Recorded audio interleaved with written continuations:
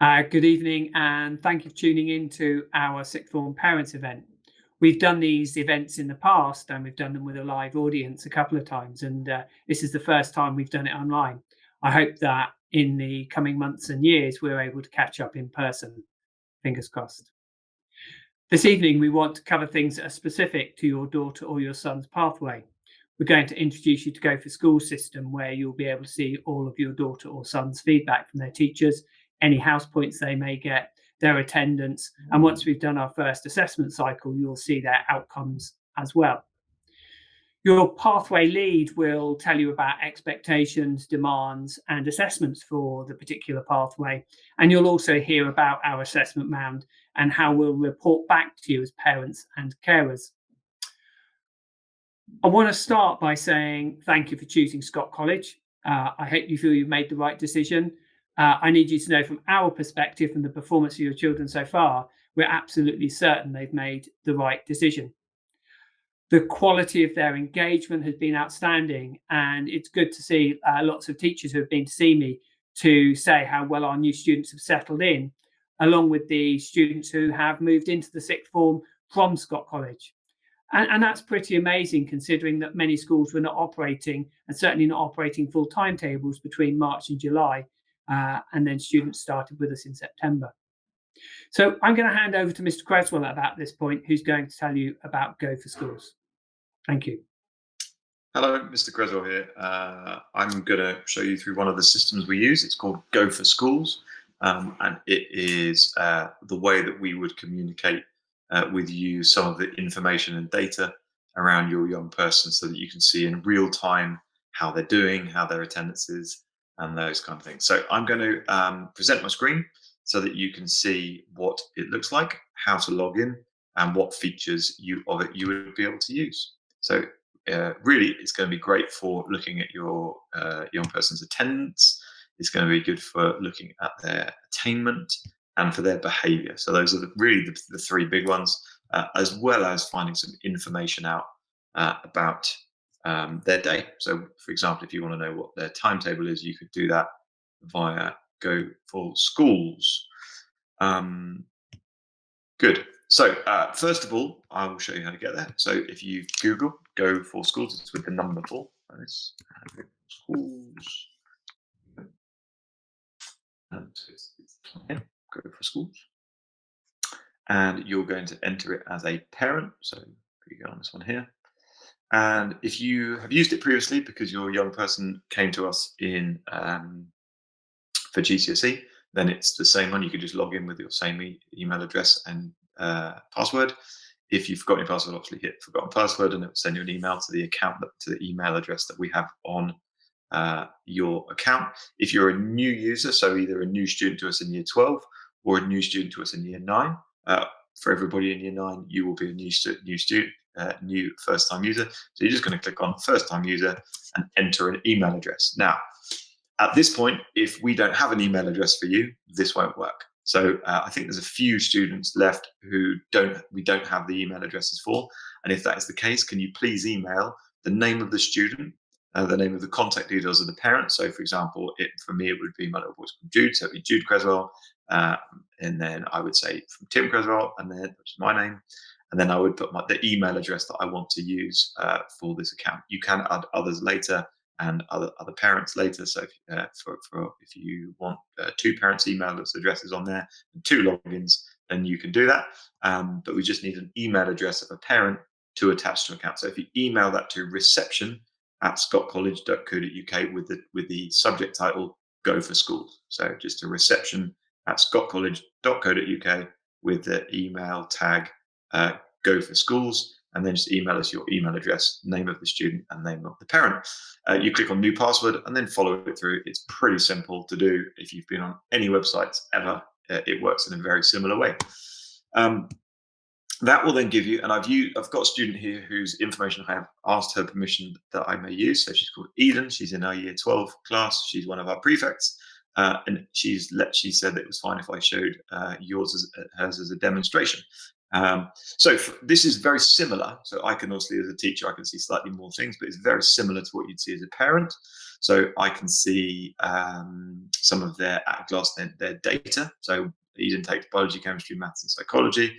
She also has registration and work placement. So once she's done her first assessment cycle in those in year 12, she'll get some data here, which will tell me whether she's well below, on target, or above.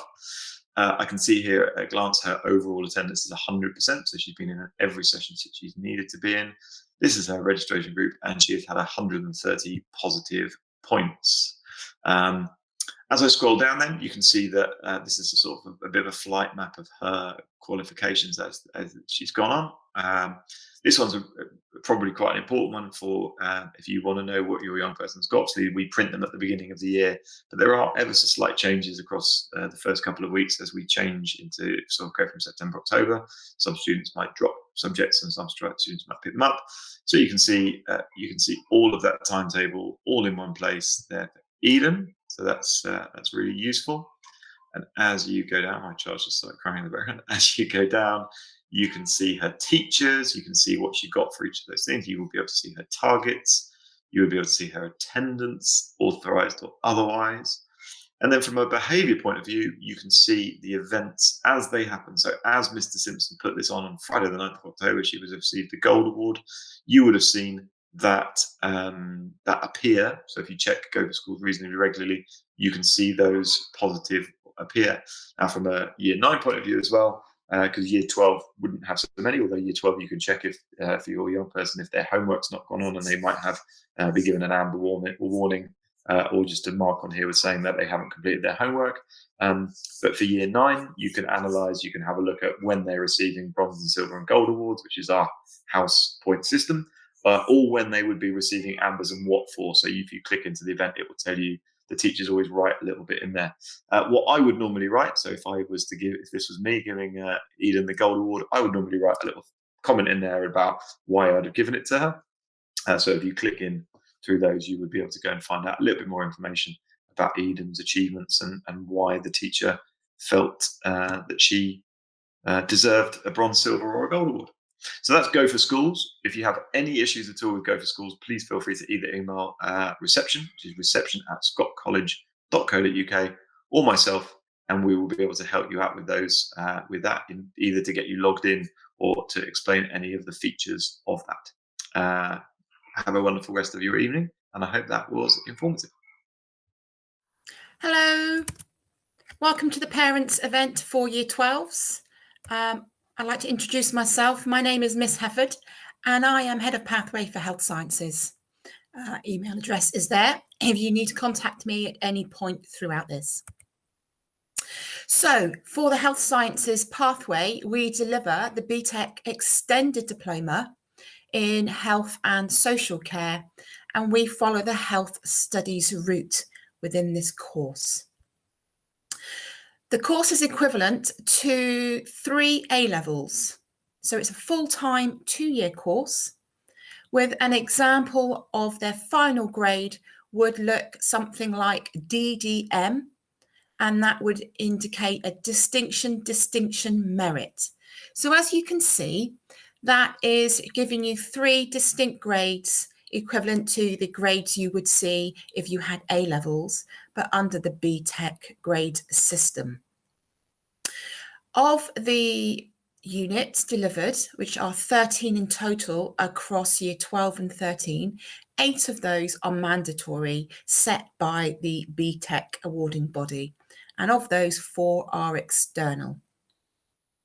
The head of subject for this course is Mrs. Carlson, and again, I have put her email address here if you have any queries regarding the content of the course throughout this talk. So what are your children, your daughters, your sons going to learn during the 2 years with us?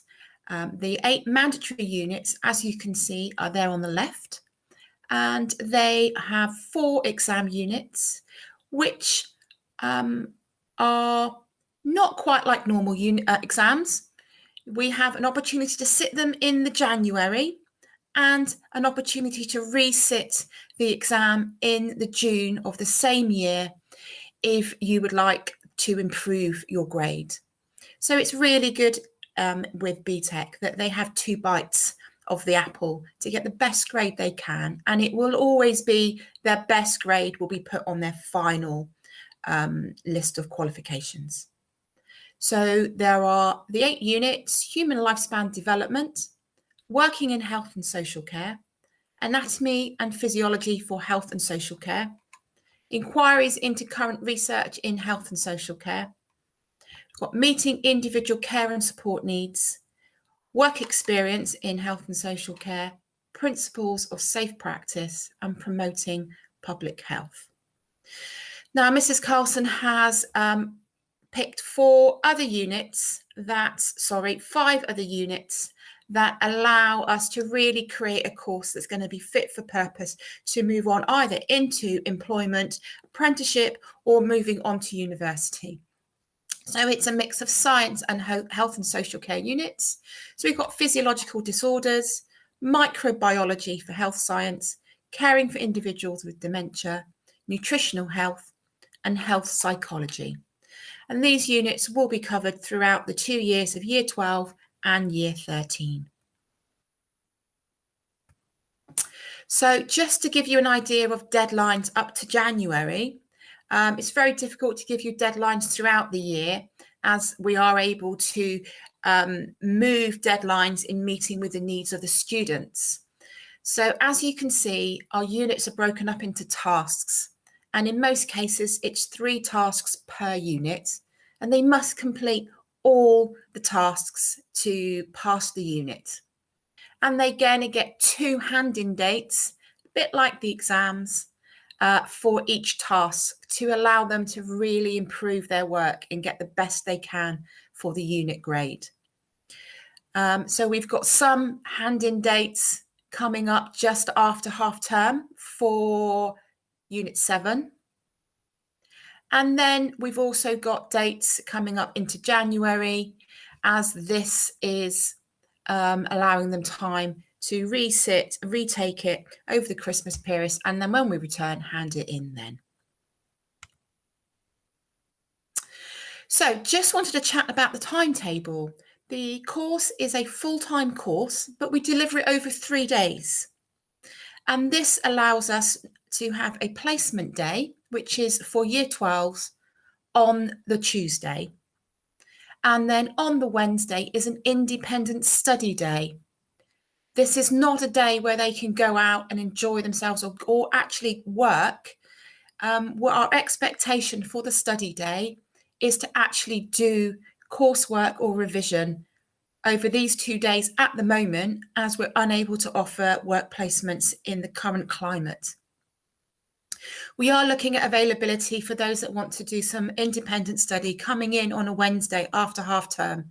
As soon as that's been finalised, I will make sure that an email is sent out to the parents as well. If your child, your son, your daughter does wish to come in on a Wednesday, it's really important that they wear their uniform, just so that we can recognise them walking around, and any teacher that doesn't know our Year 12 students by name, then they can see that they are a student here and won't have to challenge them of why they're walking around the building. So it's really for health and safeguarding concerns that we have uniform worn at all times if they're coming in. And I really please encourage the students to work on these 2 days on their coursework. It is a coursework heavy course, and therefore this time is dedicated to them to really concentrate on getting that coursework done. So they have plenty of time to work every week on doing work on that Wednesday and the Tuesday in this current time. I just wanted to show you a timetable for those who are sitting GCSE Maths resit at the moment.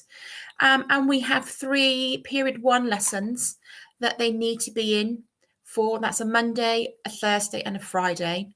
And then there's also a Period 4 on a Friday as well. Now, the resit for GCSE Maths is as soon as we come back from half term. They have an amazing opportunity to focus over the 2 weeks of half term and really do some revision to sit the maths exams on their return. Now, this is a really great opportunity for them to get that grade 4 or above. This is the best time to do this. If they have to retake in the June as well, it's not going to be such an easy chance to get a grade 4, my understanding from speaking with the maths teachers. So please encourage your daughter, your son, who may be taking any resits, to really concentrate over the half term and focus so that we can get that out the way. They've got it forever then. They won't have to do any more GCSE maths or English. I know that there's a couple of students doing English and it is only a few, so I didn't want to add that to the slides, but please by all means email me if you'd like to know the dates. After the GCSE resits, all students will return to their health and social care lessons if they've had to miss any, and then we'll reevaluate that in January when we get the results. And if they don't get a grade 4, we will be asking them to return to the maths lessons, ready for the retake in June. So as you can see on the timetable, there normally is a placement day, which is on this Tuesday. Now, before our pandemic of COVID-19, the students would be expected by now to secure their own placement within a health and social care setting. And attendance is mandatory on their placement day at that setting. And they must be wearing college uniform unless otherwise asked for their placement. Now, examples of placements include doctor's surgeries, residential care home, dentist, preschool, nursery, as long as they've got a Senko, hospital wards and opticians.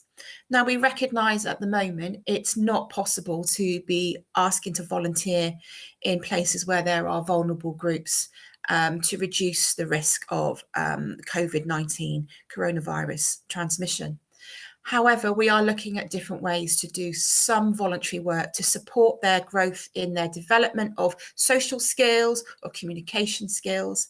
And we're working with Mrs. Humpherson and Miss Mackay to really look at how we can adopt different ways of doing some voluntary work during their Tuesdays so they can really start developing those skills. And as soon as we have a plan, I'm sure we will share that with you to support your students in developing some great commitments with the community. Now, I know at times there are difficult events happening in our students' lives, and these are exceptional circumstances. And if that happens, the students are given the opportunity to request an assignment extension. Now, there are acceptable reasons where this may be considered, and it's outlined in the induction stage of the programme and made clear to all students.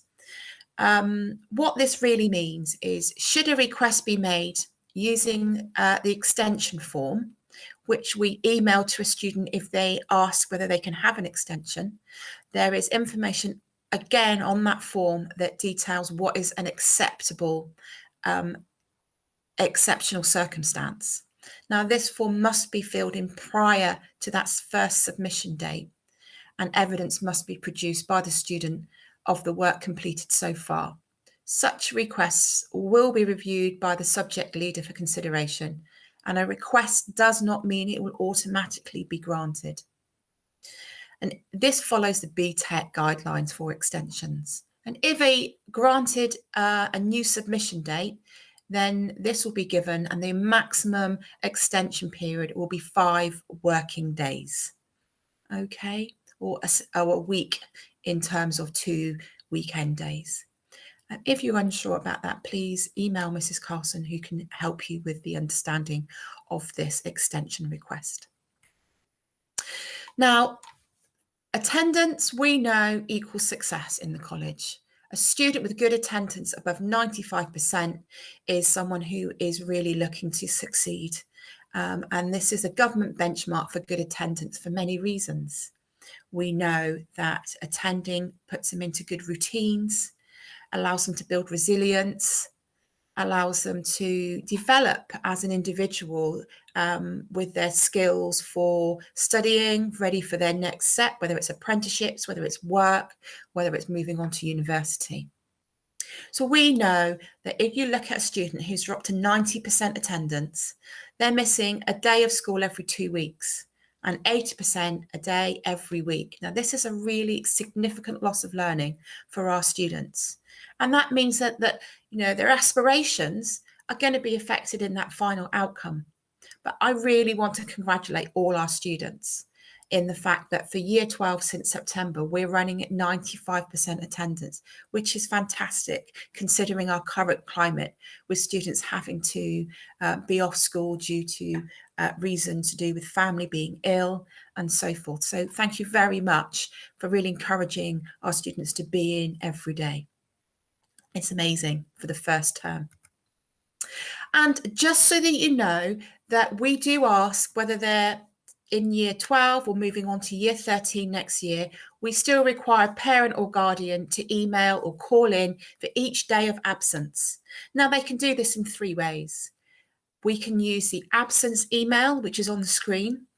We can ring in using our school number, or you can use our text, which is introduced this year. And that's the number on the screen as well. So by all means, take a picture or write down those numbers and use those to inform us if your son or daughter is unable to come in. And we do ask that happens every day that they're not in college. Now, lastly, I just wanted to give you some information that we really tell our students when they first arrive. We ask them to get going fast, start doing work little and often as soon as they start getting their lessons in, so they can really consolidate the learning that's taken place in the lessons. They need to look after themselves. We want to encourage a healthy environment and a healthy attitude to learning. That includes looking after themselves. So making sure they're getting a hot drink if they have hot drinks, breakfast, a good lunch, don't skip lunches. So they really have got that energy for the learning throughout the day. And use the time when they're not in college well. And as we've talked about, make sure they're really utilising those 2 days they're not in college. And that's amazing for the fact they're not in placement at the moment. That's 2 full days where they can be focusing on their coursework, really researching, looking at how to improve it. And if not, do revision for their Unit 1 that's coming up in January. And if you are struggling, communicate with us. Use the email. They have student emails. We ask them to use this to contact staff, as we're not allowed to just wander into the staff rooms anymore due to the bubbles. So we're protecting our staff as much as the students. And we reply to our emails. We check them all the time. We do want people to have outside commitments, but recognise this course is 2 years. It's a full-time course, but we need to limit those outside commitments so they can really focus on the course and do the best they can. We are here to really support and fulfil their potential for their next step in their career goal. So please recognise that, we know that there are jobs they want to take. Just support them in knowing that, Tuesdays and Wednesdays is still college days. And finally, here are our staff contacts. So Head of Subject, Mrs. Carlson. So that's lcarlson@scottcollege.co.uk. There's me again, C. Hefford at Scott College. And then we've got the 2 tutor groups. And 12B1 have 2 teachers because they share their teaching. That's Mrs. Carver and Mrs. Edmondson. And Mrs. Carlson is a tutor for 12B2. So I thank you for listening to me, and please contact me if you have any questions. And I'd like to say thank you for attending our Year 12 parent evening. And I look forward to hearing from you. And fingers crossed, we get to see you at some point in the future. Thank you. Bye-bye. I hope you found this evening useful and informative. We're a small school, and if there are things that you think we can do even better, or any comments that you want to make, please do get in touch and let us know what you think I do care. I do want to take on board your comments. So, of course, let me know. And we change as a result of parents' comments to us. When we were planning for this term back in June and July, our governors built in a 2-week half term, as we recognised this was likely to be a half term like no other. And so it has proved to be. It's entirely possible that during those 2 weeks of half term, additional measures or lockdowns will be announced. And if that's the case, I just need you to know we will carry on our learning online. The students need to have their Chromebooks, they need to have a decent charger, and they need to have access to Wi-Fi. If you don't have any of these things, it's really important they talk to us on Friday, just in case there are any political decisions made in the coming 2 weeks. Just want to say once more, thank you for listening. Have a really good evening, and I hope we meet in person in the not too distant future. Thanks very much.